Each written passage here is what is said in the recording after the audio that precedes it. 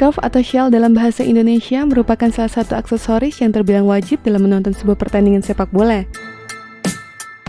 Shawl yang memiliki warna, motif, maupun tulisan yang mewakili identitas klub menjadi benda yang sering kita lihat dalam keseharian, baik dari televisi maupun menyaksikan langsung di tribun stadion. Tapi pernahkah terpikir dari mana awal penggunaan dan perkembangan penggunaan shawl di sepak bola? Untuk itu mari kita runut sejarahnya terlebih dahulu. Jangan lupa tekan tombol subscribe dan lonceng untuk mendapatkan notifikasi dari Epic Football.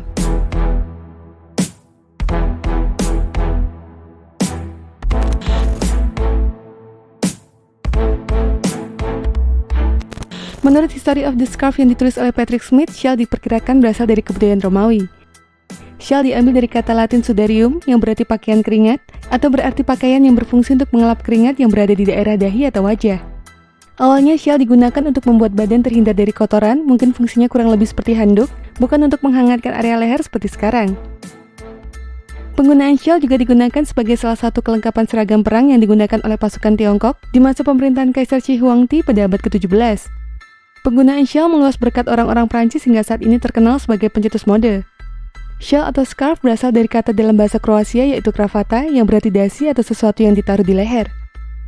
Budaya pemakaian shawl di sepak bola berawal dari Inggris. Cuaca dingin yang sering dijumpai di sana membuat orang Inggris terpaksa memakai jaket tebal ketika menyaksikan timnya bertanding. Alhasil mereka mengekspresikan dukungan kepada tim sepak bola kesayangannya dengan menggunakan shawl. Pada saat itu keadaan tidak memungkinkan bagi mereka untuk menggunakan jersey sepak bola karena jersey hanya dibuat untuk kalangan pemain. Penggunaan shawl di sepak bola diawali dengan pemakaian warna shawl yang senada dengan warna kostum tim yang didukung. Seiring kemajuan dalam industri tekstil, pembuatan shawl dari bahan wool yang memiliki motif belang-belang atau yang disebut bear scarf muncul. Desain klasik bear scarf merupakan favorit bagi orang-orang di Inggris dan Australia hingga saat ini. Selesai kemunculan bear scarf, ada juga shawl yang bisa menempatkan tulisan dan gambar pada shawl, meskipun hasilnya belum rapi seperti sekarang ini. Reaksi tentang penggunaan shawl di sepak bola pun bermacam-macam, mulai dari memaklumi shawl sebagai salah satu produk dari kultur sepak bola, hingga mencela budaya tersebut sebagai kebudayaan yang tidak cocok dipakai oleh pendukung sepak bola yang tinggal di negara yang beriklim hangat, seperti yang diutarakan oleh jurnalis Wall Street Journal Jonathan Clegg. Cara pemakaiannya pun bermacam-macam, ada yang digunakan normal untuk dikalungkan di leher maupun untuk sebagai kelengkapan untuk melakukan koreografi di tribun stadion, seperti diputar-putarkan ke udara atau membuat koreografi khusus dari shawl yang dipendangkan kedua tangan. Seiring kegunaannya yang telah beralih fungsi menjadi aksesoris wajib, penggunaan shawl juga menjadi alat kampanye atau sarana menyampaikan sesuatu. Mulai dari memuja pemain favorit, memperkenalkan pemain baru kepada pendukung, menunjukkan protes, aksi charity, bahkan hal-hal konyol yang bersifat belum pasti sekalipun. Contohnya ketika pedagang di sekitaran Stadion Old Trafford menjual shawl bertuliskan Jose Mourinho sebagai manajer terbaru mereka. Fenomena shawl yang sering mendapat hujatan adalah shawl setengah-setengah atau yang di Inggris disebut half-half scarf. Penggunaan half scarf ini biasanya dipakai untuk menyambut sebuah laga beach match seperti derby atau laga final, juga biasanya dipakai untuk menunjukkan persahabatan antar supporter atau tim.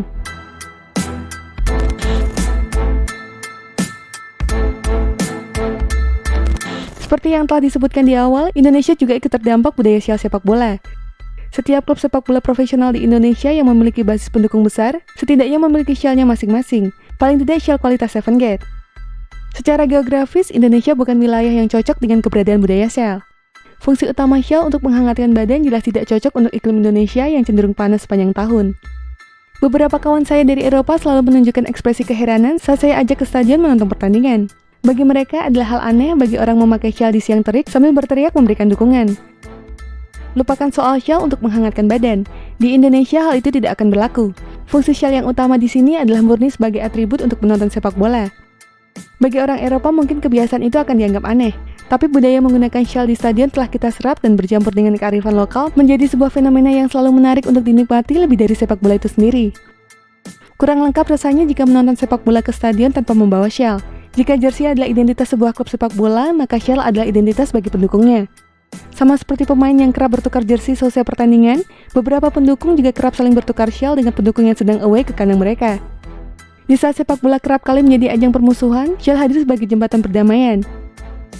Sering semakin banyaknya orang yang antusias dengan shawl, lahirlah komunitas kolektor shawl di Indonesia yang meniadakan permusuhan di dalamnya.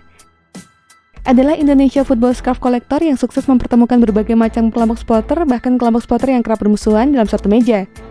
Duduk bersama meniadakan rivalitas dan melupakan permusuhan. Komunitas ini sudah berdiri sejak tahun 2012 dan sudah memiliki ribuan anggota yang tersebar di seluruh wilayah Indonesia. Dalam komunitas ini, Shell sudah tidak dianggap sebagai atribut klub semata. Shell telah menjadi bentuk representasi kecintaan mereka kepada sepak bola Indonesia.